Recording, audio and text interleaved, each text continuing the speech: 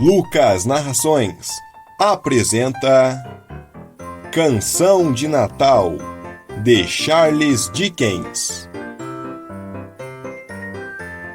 Primeira estrofe: O Fantasma de Marley.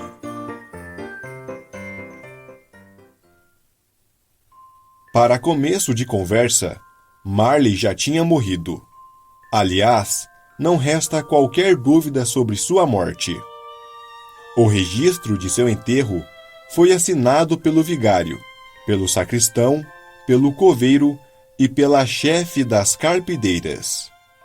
Scrooge também o assinou, e seu nome e assinatura mereciam, sem dúvida nenhuma, a mais absoluta confiança, assim como tudo aquilo em que ele resolvia pôr as mãos.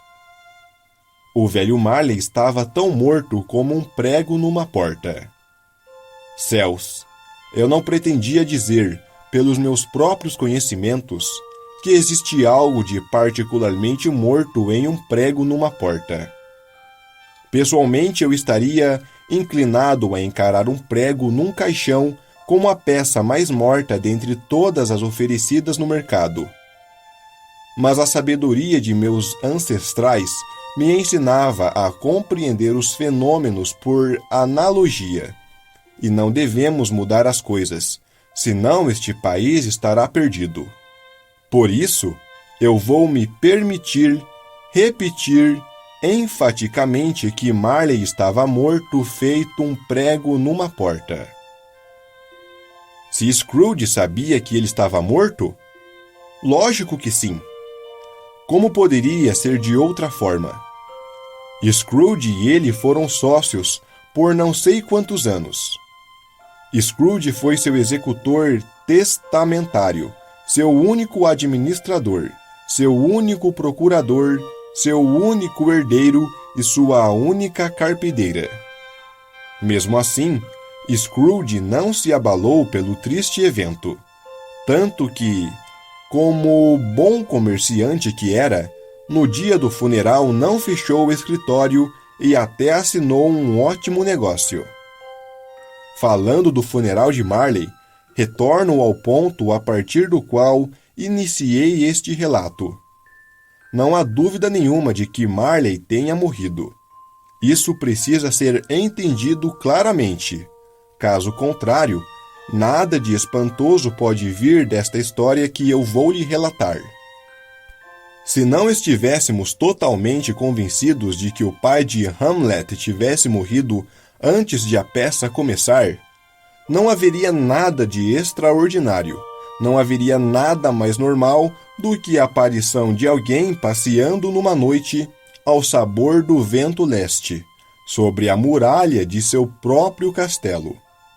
Do mesmo modo, de qualquer homem de meia-idade poderia estar simplesmente ali, por exemplo, na área do cemitério da igreja de St. Paul, literalmente para assombrar a mente fraca de seu filho. Scrooge nunca tirou o nome do velho Marley da placa de entrada de seu estabelecimento.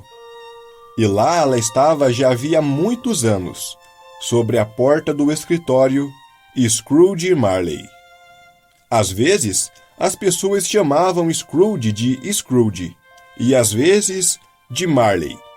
Mas ele respondia por ambos os nomes. Para ele dava no mesmo. Mas Scrooge era pão duro como uma rocha. Ele apertava, espremia, tosquiava seus clientes, pois era um velho pecador, avarento e sovina como ninguém. Arredio, contido e solitário feito uma ostra, duro como uma pedra de onde nenhum ferro conseguiria extrair nenhuma fagulha sequer. O frio interior se refletia no seu aspecto, esculpindo seu nariz, sulcando-lhe a face e enrijecendo o andar. Fez seus olhos ficar vermelhos, azulou seus lábios finos e ressoou em sua fala desagradável, feito um rangido. Uma aura gélida pairava sobre sua cabeça, sobre as sobrancelhas e sobre o queixo pontudo. Ele carregava essa frieza para todos os lugares aonde ia, gelando seu escritório nos dias de calor, e ele jamais se derretia, nem mesmo no Natal. A temperatura externa tinha pouca influência sobre Scrooge. Nenhum calor o aquecia, nenhum vento gelado o esfriava. Nenhum vendaval poderia ser mais terrível que ele. Nenhuma neve era mais implacável, nenhuma garoa menos persistente. O tempo torpe não conseguia nada com ele. O temporal, a neve, o granizo e mesmo as tormentas só tinham uma vantagem sobre ele. É que estes se dão de maneira bonita e graciosa, o que Scrooge jamais seria capaz de fazer. Ninguém nunca o parou na rua para dizer, demonstrando alegria: "Meu querido Scrooge, como vai você? Quando você virá me visitar?" Nenhum mendigo lhe pedia alguma esmola. Nenhuma criança lhe perguntava as horas. Ninguém, nenhuma vez, solicitou-lhe alguma informação sobre como ir para algum lugar. Mesmo os cães dos cegos pareciam conhecê-lo. E quando eles o viam chegando, empurravam seus donos para algum quintal e abanavam o rabo como se dissessem: "Melhor ser cego do que lançar sobre os outros um mal olhado, como faz o velho Scrooge." Mas você pensa que Scrooge se importava? Era isso mesmo que ele queria. Caminhava pela vida, alertando a toda a generosidade humana para que mantivesse distância. Os bons entendedores dele se afastavam, julgando-o totalmente insano. Era uma vez que, na noite de Natal, o velho Scrooge estava ocupado em seu escritório, como em todos os dias do ano. Fazia frio, um tempo gelado, abominável e nevoado. Podiam-se ouvir as pessoas andando na rua para cima e para baixo, esfregando as mãos contra o peito e batendo os pés no chão para aquecê-los. Eram apenas 3 da tarde em todos os relógios da cidade, mas já estava escuro. Não houvera claridade durante todo o dia. Velas apareciam brilhando nas janelas dos escritórios vizinhos, borrando de vermelho o ar noturno que estava tão compacto que parecia que poderia ser agarrado. A névoa veio se esgueirando por todas as frestas e buracos de fechaduras. E lá fora era tão densa que, apesar de o pátio ser estreito, as casas do outro lado da rua pareciam ser meros fantasmas. Vendo a nuvem escura baixando, obscurecendo tudo, poder-se-ia pensar que a natureza fosse cruel e estivesse tramando algo em larga escala. A porta da sala do escritório de contabilidade de Scrooge estava aberta para que ele pudesse ver seu secretário, que estava copiando cartas num cubículo que mais parecia um pequeno depósito. Scrooge tinha um fogareiro pequeno, porém o do seu empregado era mínimo, alimentado apenas por um pedacinho de carvão. E o secretário não podia colocar mais, pois Scrooge mantinha a caixa com os carvões em sua própria sala. E todas as vezes que seu funcionário vinha com a pá, o chefe ameaçava despedi-lo por ele ser tão gastador. Por isso o empregado tinha um cachecol branco em volta do pescoço e tentava se aquecer com aquela pequena chama. Mas por não ser um homem com muita imaginação, não conseguia se iludir de que estivesse sentindo menos frio. "Feliz Natal, meu tio! Deus o abençoe!" gritou uma voz animada. Era o sobrinho de Scrooge, que entrou tão repentinamente que este levou um susto. "Bah!" murmurou Scrooge. "Pura tolice!" O sobrinho de Scrooge estava bem aquecido, por ter andado rapidamente no nevoeiro e no frio, e absolutamente radiante. Sua face estava rosada, seus olhos cintilavam e sua respiração soltava fumaça. O Natal, uma tolice, tio, indagou o sobrinho de Scrooge. Você não acredita nisso, tenho certeza. Acredito sim, confirmou Scrooge. Feliz Natal! Que direito tem você de me desejar felicidades? Que razão tem você de estar feliz? Você é tão pobre. Que é isso, tio? Replicou o sobrinho, alegremente. Que direito tem você de ser tão funesto? Que direito tem você de ser tão rabugento? Você é tão rico. Não conseguindo pensar numa resposta de imediato, Scrooge disse apenas, bah! Novamente, acrescentando, pura tolice. Não seja tão mal-humorado, tio, aconselhou o sobrinho. O que mais posso eu ser? Respondeu o tio. Se vivo em um mundo de idiotas como esse. Feliz Natal! Chega de Feliz Natal! O que é o Natal, senão uma época em que se tem de pagar contas sem ter dinheiro? Um período durante o qual as pessoas percebem terem envelhecido mais um ano sem terem ficado nenhum tantinho mais ricas. Um período em que se deve fazer o balanço anual de 12 meses. Se eu tivesse algum poder, continuou ele, indignado, cada besta que anda por aí levando Feliz Natal em seus lábios seria cozida como um guisado e enterrada com um ramo de azevinho espetado em seu coração. Tio, implorou o sobrinho. Sobrinho, respondeu o tio, firmemente. Mantenha o Natal do seu jeito e deixe-me manter o meu do meu. Pode mantê-lo como o senhor quiser, retrucou o sobrinho de Scrooge. Mas o problema é que o senhor não o mantém de jeito nenhum, já que não o comemora. Deixe-me em paz com a minha solidão, então, disse Scrooge. Isso lhe fará bem. Aliás, que bem pode lhe fazer o Natal? Existem muitas coisas das quais eu poderia ter extraído um grande bem, com as quais eu poderia ter lucrado, e devo dizer, respondeu o sobrinho, o Natal mais que tudo. Mas eu devo lhe dizer que eu sempre pensei nessa época, deixando de lado a questão religiosa que a originou, se é que alguma parte do que pertence a ela pode ser colocada de lado, como um período bom, um período de perdão, caridade e alegria. A única época que eu saiba no grande calendário do ano, na qual homens e mulheres se sentem livres para abrir o coração e pensar nas pessoas mais pobres que eles, vendo estas como suas companheiras de peregrinação a caminho da tumba, e não outro tipo de raça.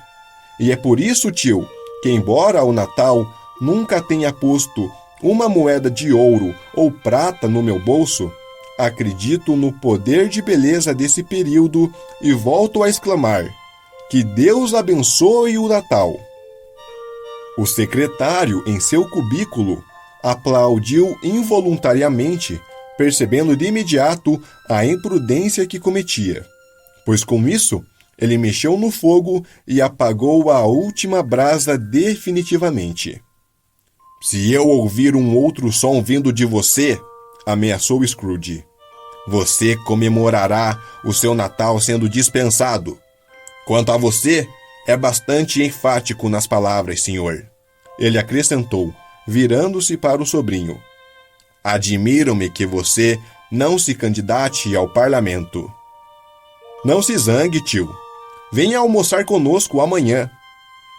Scrooge disse que iria. Sim, deveras ele iria, lançando uma expressão de zombaria ao sobrinho. Mas por quê? Reclamou o sobrinho de Scrooge. Por que não? Por que você se casou? Retorquiu Scrooge. Porque me apaixonei. Porque você se apaixonou? Grunhiu Scrooge, como se isso fosse a única coisa no mundo mais ridícula que o Natal. Boa tarde. Isso não é argumento, tio. Você nunca me visitou antes do casamento. E por que não o faria agora? Boa tarde, murmurou Scrooge. Eu não quero nada do senhor. Não lhe peço nada. Por que não podemos ser amigos? Boa tarde, insistiu Scrooge. Desculpe-me então, de todo o coração, se está tão determinado em sua recusa. Nós nunca brigamos, e não será por causa dessa data que o faremos. Eu fiz uma promessa de que iria homenagear o Natal e manterei meu bom humor até o final das festas. Feliz Natal, tio! Boa tarde, disse Scrooge apenas. E um feliz ano novo! Boa tarde, disse Scrooge mais uma vez. Seu sobrinho deixou a sala sem se zangar, apesar de tudo. Ele parou na porta da saída para desejar boas festas ao secretário, que, mesmo congelado, foi mais efusivo que Scrooge, respondendo-lhe cordialmente. Olha aí, outro louco, resmungou Scrooge, comentando sobre o ridículo da felicidade dos outros. Meu empregado, ganhando apenas 15 shillings por semana, tendo esposa e família para sustentar, falando em Feliz Natal. É melhor eu me aposentar logo e ir para o hospício. O outro louco, quando deixou o sobrinho de Scrooge sair, permitiu que 2 pessoas entrassem. Eram senhores muito distintos, educados, que agora estavam de pé, com o chapéu nas mãos, no escritório de Scrooge. Seguravam livros e papéis e baixaram a cabeça respeitosamente para ele, cumprimentando-o. Senhores Scrooge e Marley, creio eu, disse um dos senhores, referindo-se à placa da entrada. A quem tenho o prazer de estar me dirigindo? Ao Sr. Scrooge ou ao Sr. Marley? O Sr. Marley já morreu há 7 anos, Scrooge respondeu. Morreu há exatos 7 anos, pois foi justamente na noite de Natal que ele partiu. Não temos a menor dúvida de que sua generosidade está bem representada pelo seu sócio que sobreviveu, disse o cavalheiro, mostrando suas credenciais. E certamente estava, uma vez que eles eram 2 espíritos idênticos. A simples referência à palavra generosidade, Scrooge franziu as sobrancelhas e balançou a cabeça, devolvendo as credenciais rapidamente. Nesta data festiva, Sr. Scrooge, disse o cavalheiro, pegando uma caneta, é comum que possamos angariar fundos, com os quais consigamos ajudar os pobres e necessitados, que sofrem muito em nossos tempos. Algumas centenas deles precisam de itens básicos e alguns milhares estão carentes do mais simples conforto, senhor. E para isso não existem as prisões? Perguntou Scrooge. Temos muitas prisões, respondeu o cavalheiro, colocando a caneta de lado. E os albergues do governo para os pobres? Perguntou Scrooge. Ainda estão funcionando? Estão, retrucou o cavalheiro, se bem que eu preferia que não estivessem. O Centro de Reintegração Social para os Pobres e a lei que os beneficia ainda estão em vigor, então? Scrooge quis saber. Ambos atingiram o ponto de saturação. Eu fiquei preocupado pelo que vocês disseram há pouco, que todos esses serviços tivessem sido desativados, disse Scrooge. E fico muito feliz em saber que tudo anda bem. Tenho a impressão de que eles dificilmente fornecem conforto cristão para o corpo e a alma dessa população, respondeu o cavalheiro. E estamos nos empenhando em levantar fundos para comprar aos pobres alguma comida, bebida e para garantir-lhes acesso a meios que lhes permitam se aquecer. Nós acolhemos este período já que é uma época, dentre todas as outras, na qual a miséria é mais sentida e quando nossa ajuda causa especial regozijo. Nós podemos colocar seu nome na nossa lista de doadores? De jeito nenhum, Scrooge replicou. Isso significa que o senhor deseja doar anonimamente? Eu quero que vocês me deixem em paz, disse Scrooge. E já que você me perguntou o que eu quero, senhor, esta é a minha resposta. Eu não me alegro nesta época do ano, nem posso me responsabilizar por alegrar os outros. Eu ajudo os estabelecimentos que mencionei. Eles já me custam o suficiente. E quem está carente, que vá para lá. Mas muitos não podem ir para lá. Muitos preferem morrer a isso. Se eles preferem morrer, disse Scrooge, que morram, pois com isso ainda diminuem a superpopulação mundial. Além do que, me desculpe, eu não tenho nada a ver com isso. Mas o senhor deveria se informar, observou o cavalheiro. Não é da minha conta, Scrooge retrucou. Já é muita coisa para um homem entender de seu próprio negócio, sem se intrometer na vida dos outros. O meu trabalho me ocupa o bastante. Boa tarde, senhores. Vendo claramente que seria inútil insistir, os cavalheiros se retiraram.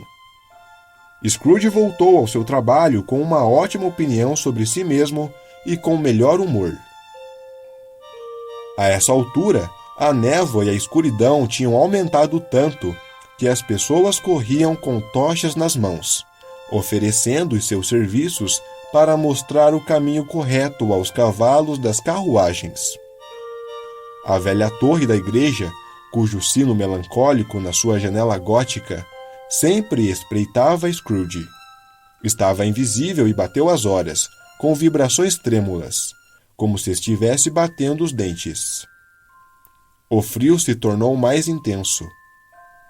Na rua principal e no canto do pátio, alguns trabalhadores estavam consertando um cano de gás e tinham acendido um braseiro em volta do qual um punhado de homens e meninos esfarrapados se reuniu, aquecendo as mãos e piscando os olhos frente à labareda, com entusiasmo. O hidrante solitário estava coberto de gelo. O brilho das vitrines das lojas com seus arranjos de folhas verdes e cachos de frutas, que estalavam no calor da iluminação das janelas, transformava as pálidas faces dos passantes em rostos corados. Vendedores de aves e verdureiros faziam graça. Tudo era apresentado com tanta pompa que era quase impossível acreditar que o princípio da pechincha e da venda residisse no fundo de seus propósitos.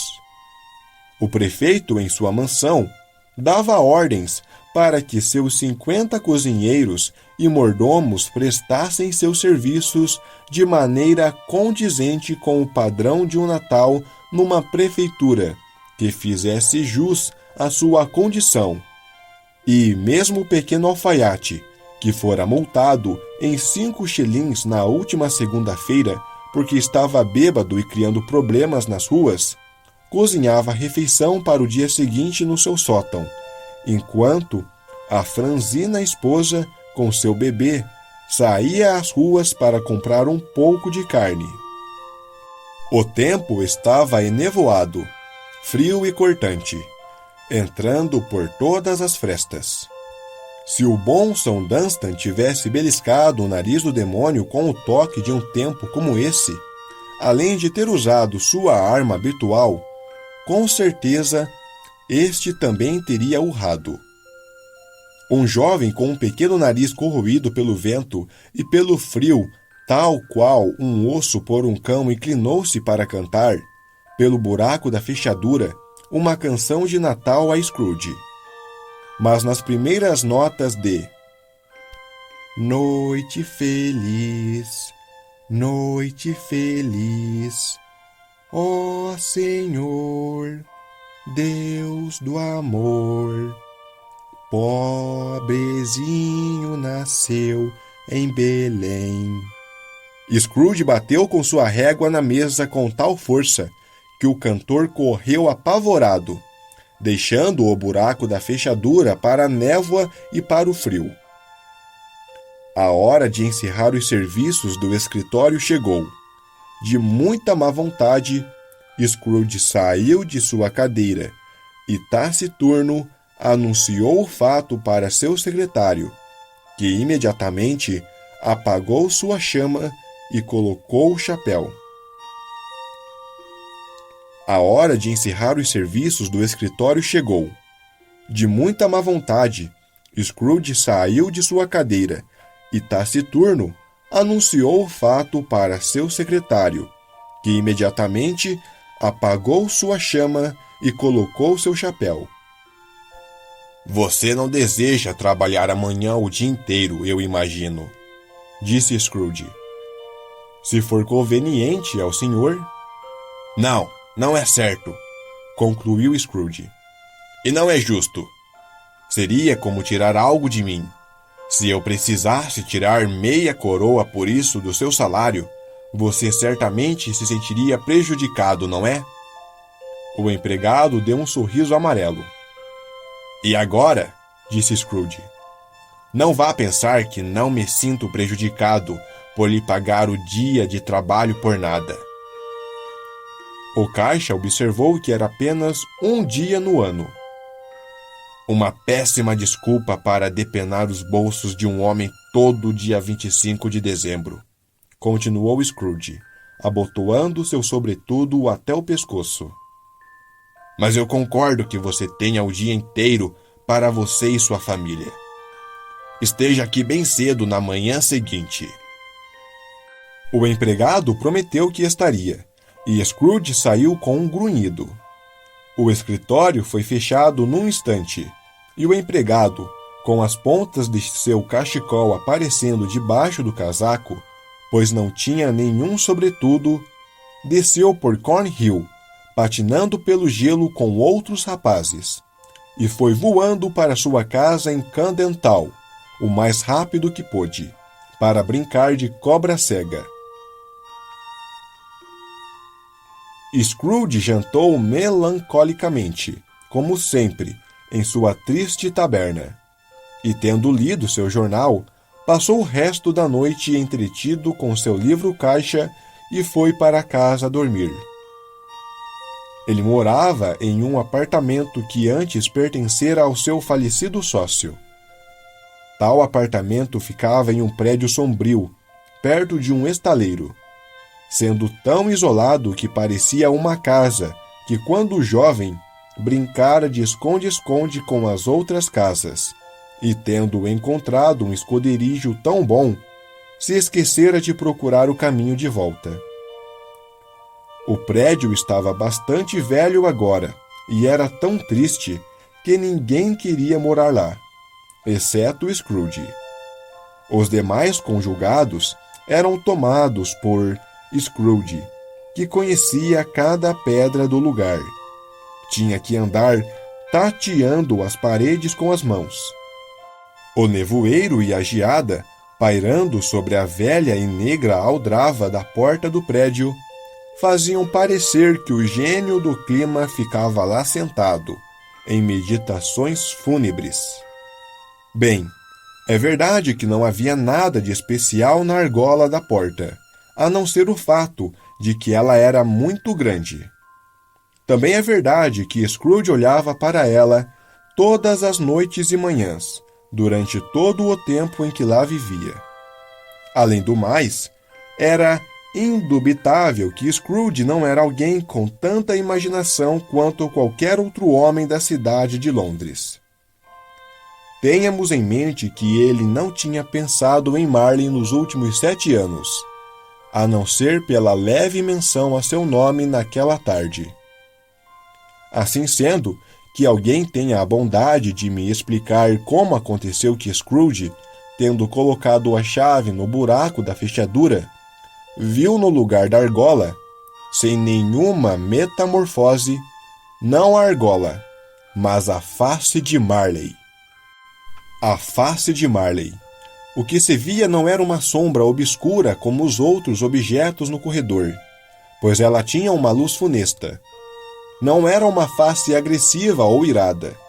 Olhava para Scrooge como Marley costumava fazer, com óculos fantasmagóricos sobre sua testa.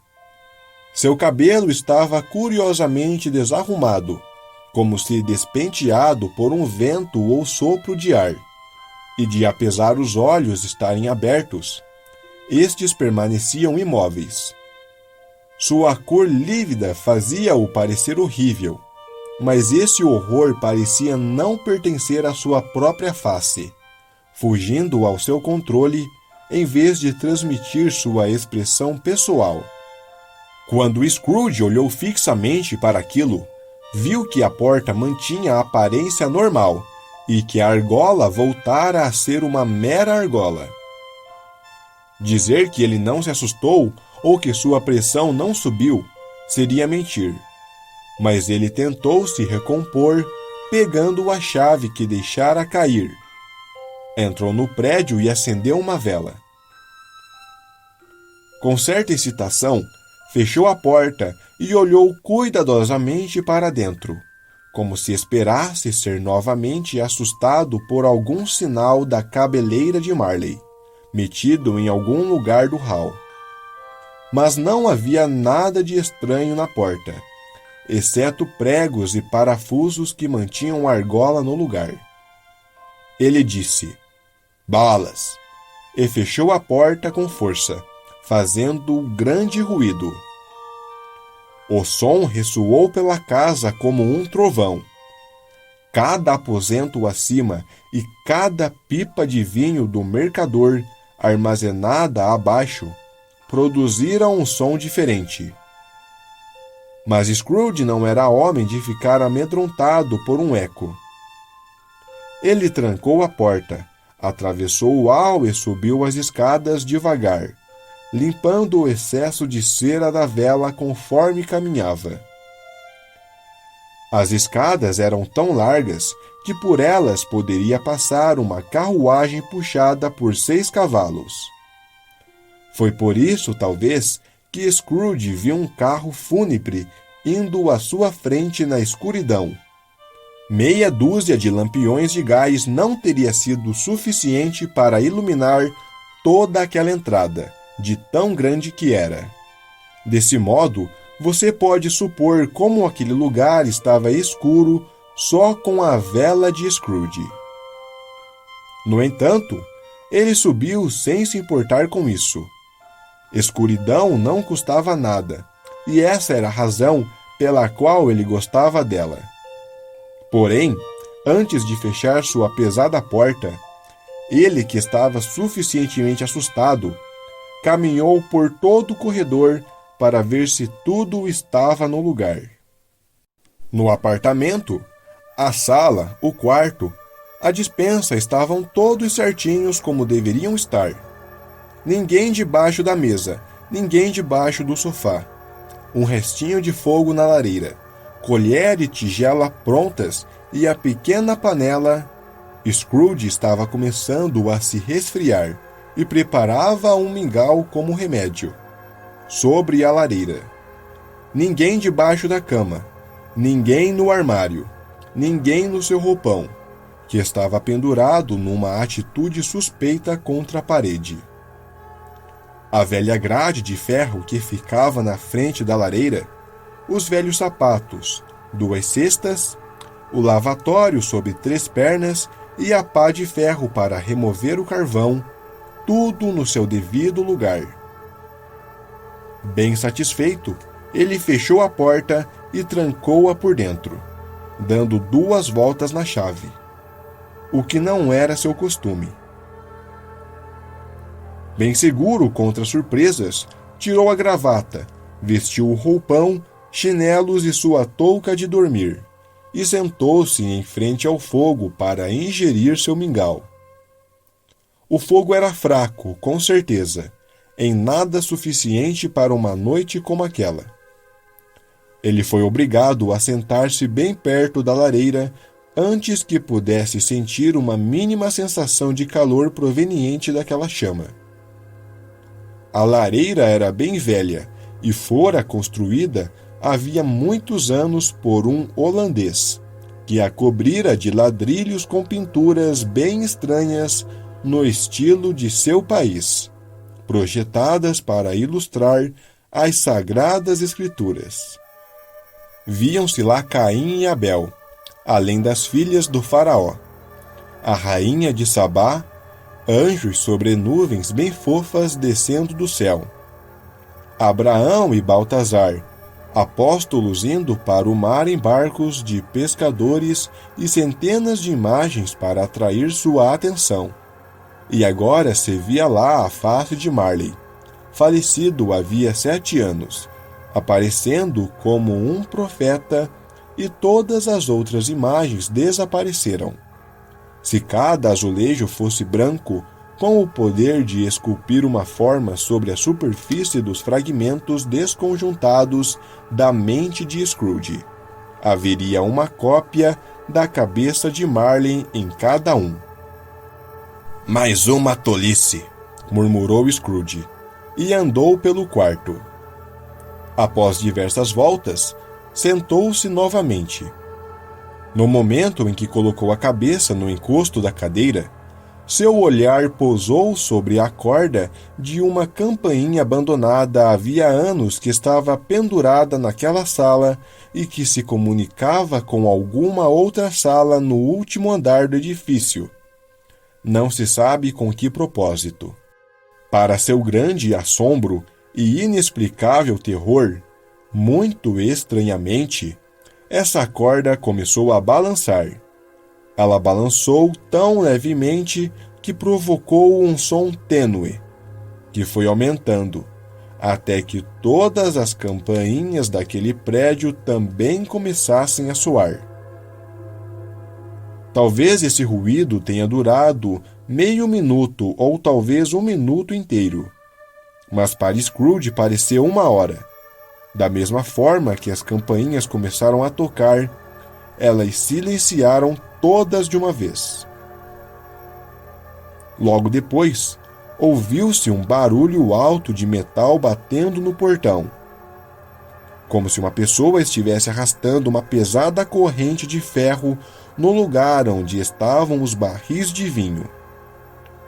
Scrooge então se lembrou de que alguém lhe dissera que fantasmas em casas mal assombradas arrastavam correntes.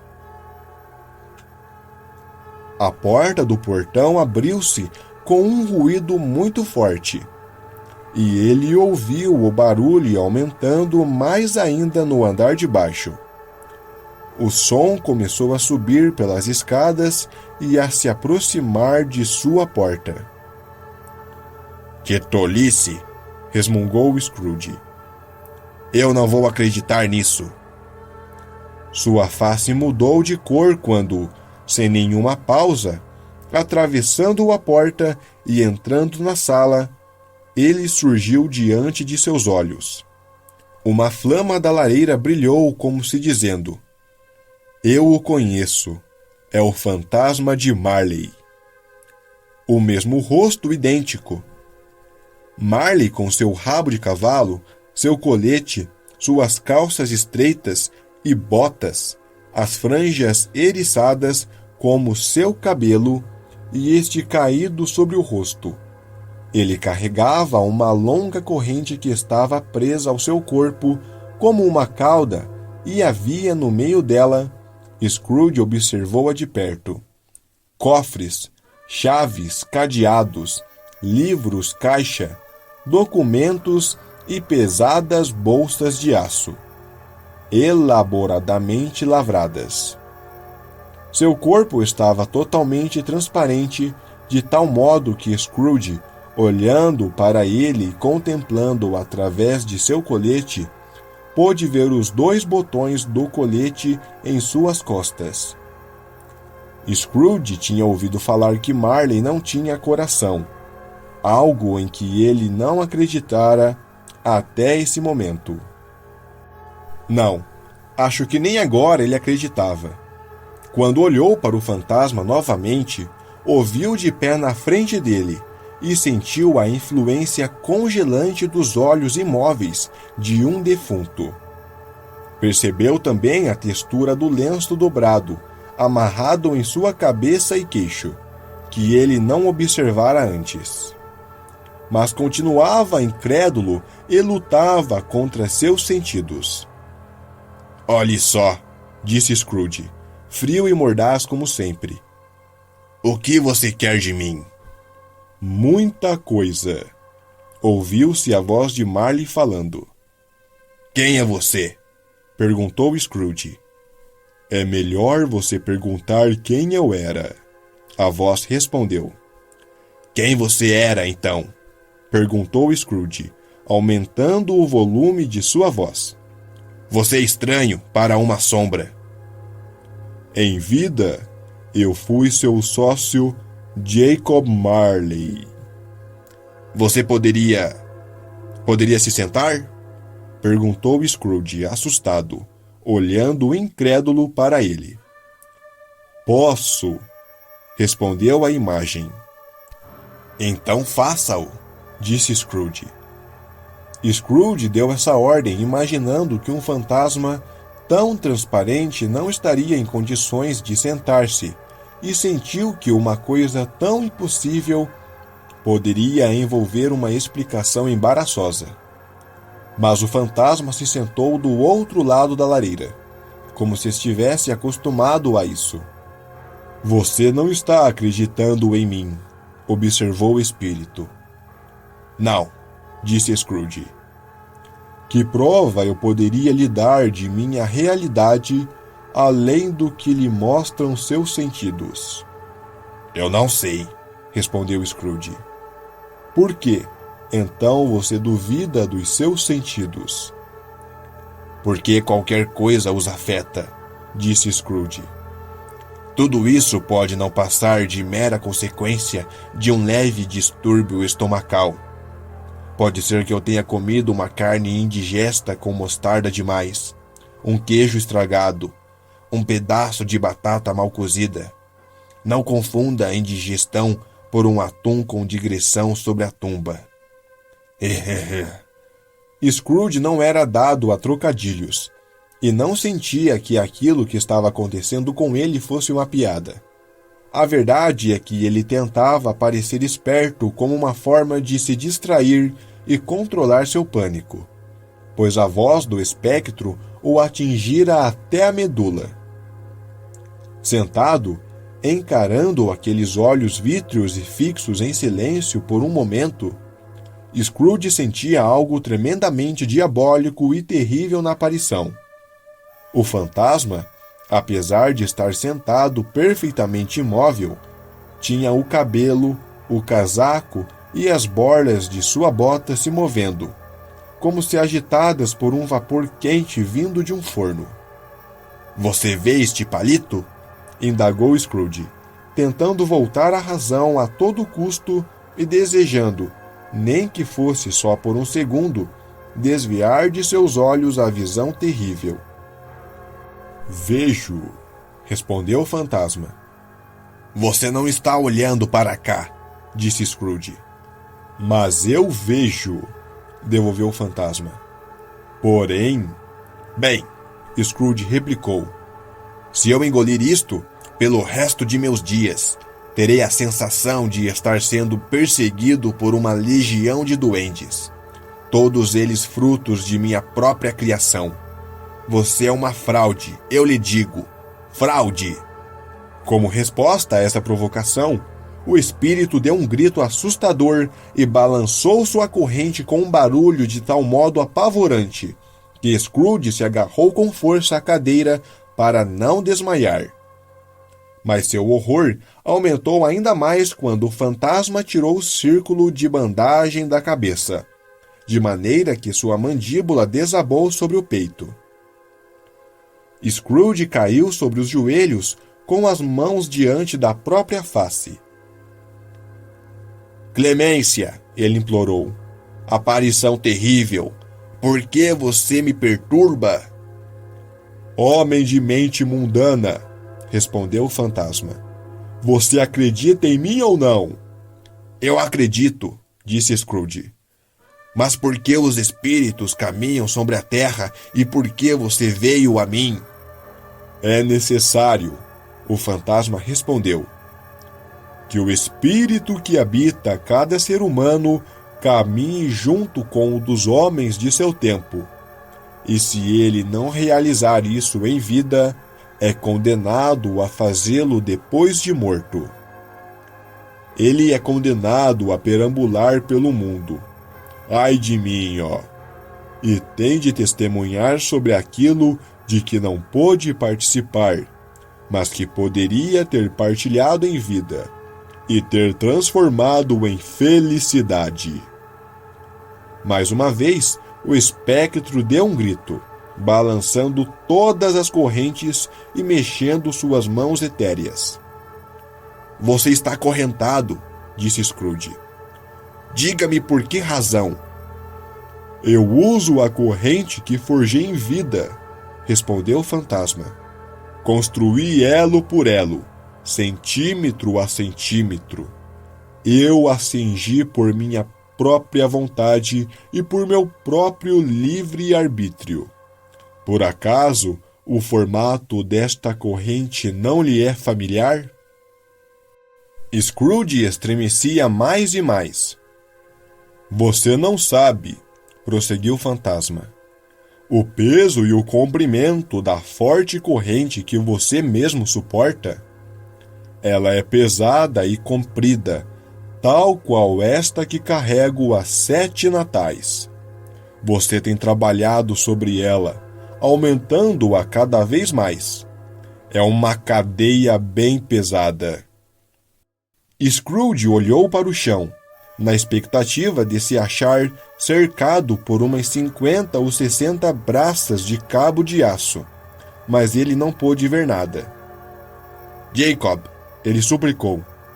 Velho Jacob Marley, conte-me mais. Dê-me algum conforto, Jacob.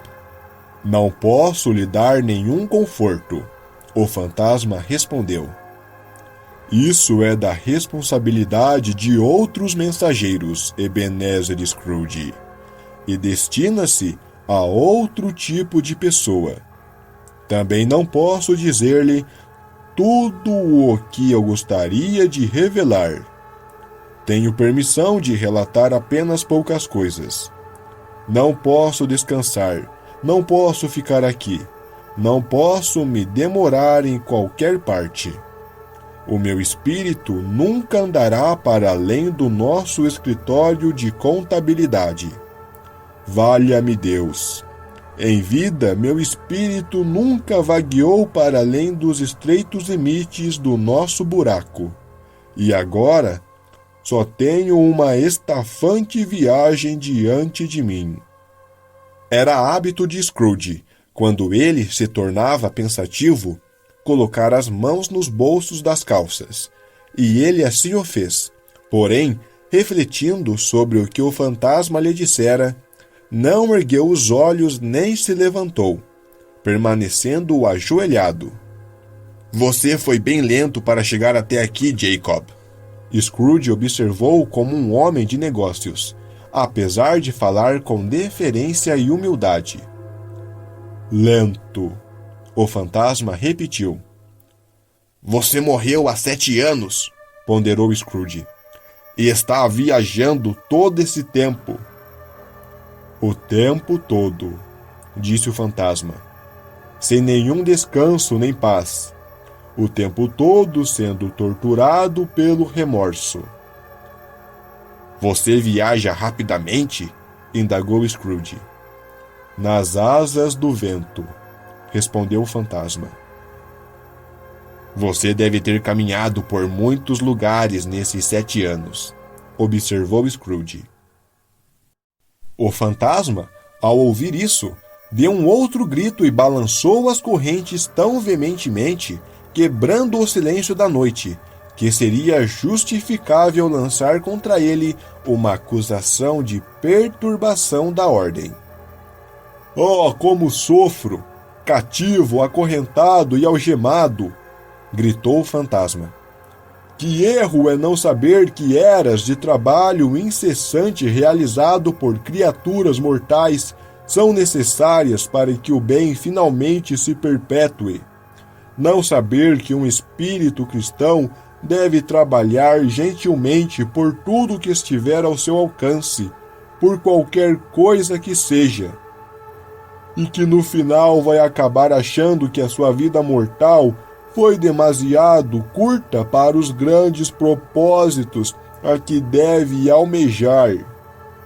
Não saber da oportunidade que é proporcionada pelo arrependimento que pode compensar uma vida mal sucedida. Assim foi minha própria vida. Mas você era ótimo homem de negócios, Jacob, gaguejou Scrooge, que agora começava a pensar em si mesmo. Negócios! Gritou o fantasma, mexendo novamente com suas mãos. O ser humano deveria ter sido o objetivo do meu trabalho. O bem-estar comum deveria ter sido o meu empreendimento. Caridade, piedade, moderação e benevolência eram aquilo com que eu deveria ter contribuído. As negociações comerciais foram minhas ocupações. Porém, elas não deveriam ter sido nem uma gota de água no oceano dos propósitos de minha empresa. Ele levantou as correntes amarradas no braço, como se elas fossem a causa de todo o seu inútil sofrimento, e atirou-as pesadamente sobre o chão novamente. Nesse período do ano, disse o espectro, sofro mais, pois andei no meio de meus semelhantes com os olhos voltados para baixo e nunca os lancei na direção da estrela abençoada que levou os homens sábios para uma pobre morada em Belém. Não haveria também, no meu tempo, outras pobres habitações para onde a luz poderia ter me conduzido? Scrooge estava apavorado de ouvir o espectro falar desse jeito e começou a tremer. Ouça-me! Gritou o fantasma. O meu tempo está se extinguindo. Eu estou ouvindo, disse Scrooge, mas não me poupe. Não use rodeios, Jacob. Porque agora eu estou aparecendo para você, eu não sei. Já estive diversas vezes sentado na sua frente, porém invisivelmente. Scrooge não gostou de ouvir isso e estremeceu, enxugando o suor de sua testa. Isso não diminui minha penitência, prosseguiu o fantasma. Estou aqui esta noite para lhe avisar que você ainda tem uma chance e esperança de escapar deste meu destino, Ebenezer. Você sempre foi um bom amigo, murmurou Scrooge. Muito obrigado. Você será assombrado, prosseguiu o fantasma, por 3 espíritos. O rosto de Scrooge ficou tão branco quanto o de seu interlocutor. É essa a oportunidade e a esperança que você está me dando, Jacob? Ele perguntou com uma voz excitante. Sim. Eu prefiro não recebê-los, sentenciou Scrooge. Sem essas visitas, avisou o fantasma, você não terá nenhuma esperança de escapar do caminho que eu estou trilhando. Espere o primeiro amanhã, quando o sino tocar 1h. Não daria para eles virem todos ao mesmo tempo, Jacob? Sugeriu Scrooge. Espere o segundo na noite seguinte, a essa mesma hora. E o terceiro virá na noite após a segunda, quando a última batida das 12 tiver cessado de badalar. Não espere me ver novamente. E para seu próprio bem, lembre-se do que se passou entre nós. Ao dizer isso, o espectro pegou suas bandagens que estavam sobre a mesa e amarrou-as em volta de seu crânio, conforme estavam dispostas anteriormente. Scrooge entendeu isso pelo ruído que os dentes fizeram quando os maxilares do fantasma se encontraram, voltando à posição anterior. Ele ousou levantar os olhos e viu seu visitante sobrenatural de pé, com as correntes enroladas por todo o seu braço. A aparição se afastou dele, e a cada passo, a janela se abria um pouco, de tal maneira que na hora em que o espectro chegou até ela, esta estava totalmente aberta. Ele fez um sinal para Scrooge se aproximar, o que este fez prontamente. Quando ambos estavam a 2 passos um do outro, o fantasma de Marley fez outro sinal com a mão, avisando-o para não se aproximar mais. Scrooge parou, não tanto por obediência, mas por surpresa e medo. Depois disso, ele ouviu uma confusão de barulhos. Sons incoerentes de lamentos e arrependimentos, lamúrias aflitas e gemidos de autoacusação. O espectro, após ouvir por um momento, juntou-se ao coro fúnebre e saiu flutuando em direção à gélida e escura noite. Scrooge foi até a janela com a curiosidade desperta e olhou para fora. O ar estava cheio de almas penadas, vagando afobadas, se lamentando o tempo todo. Todas traziam correntes como o fantasma de Marley. Algumas delas, talvez as que tinham feito parte de algum governo corrupto, estavam presas juntas. Ninguém estava livre. Muitas delas, Scrooge tinha conhecido quando estavam vivas. Pareceu-lhe bem familiar um fantasma, em um roupão branco, com um monstruoso cofre de ferro em seu tornozelo. Esse fantasma chorava copiosamente, sentindo-se incapaz de ajudar uma mulher miserável com seu bebê que estava sentada debaixo do degrau de sua porta. A angústia de todas elas era claramente que elas não podiam mais interferir em nada. Não tinham mais a capacidade de contribuir para melhorar os assuntos humanos, tendo perdido seu poder de fazê-lo para sempre. Se essas criaturas desapareceram na névoa ou se a neblina as envolveu, Scrooge não pôde dizer. Porém, o nevoeiro e os espíritos desapareceram juntos, e a noite voltou a ser como tinha sido quando ele fora para sua casa. Scrooge fechou a janela e examinou a porta pela qual o fantasma tinha entrado. Ela estava trancada pelas 2 voltas da chave, como ele a tinha aferrolhado com as próprias mãos, e seus parafusos estavam intactos. Ele tentou dizer tolice, mas parou à primeira sílaba. Talvez pela forte emoção que tinha vivido, ou pela fadiga resultante de um dia de trabalho, ou pelo rápido olhar que lançara ao mundo invisível, talvez pela conversação sombria do fantasma, ou pelo avançado da hora, ele sentiu muito sono. Então, foi diretamente para a cama, sem se despir, e dormiu num instante.